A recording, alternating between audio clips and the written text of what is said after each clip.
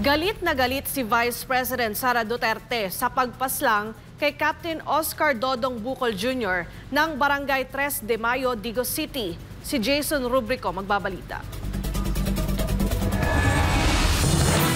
Nangangalit ang damdamin ng mga taga-suporta ni Captain Oscar Dodong Bucol Jr. ng Barangay 3 de Mayo, Digos City matapos mag-viral ang kanyang live video sa Facebook na nakakuha mismo ng sandaling siya ay pinagbabaril.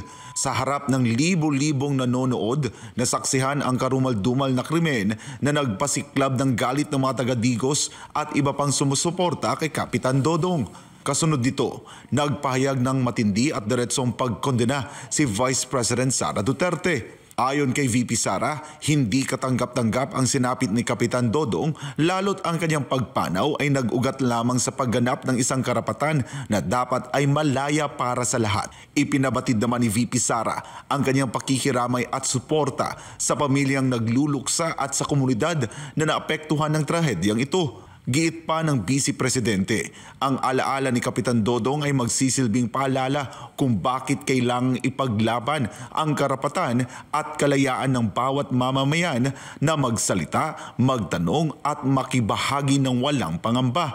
Aniya, hindi sila kailanman yuyuko.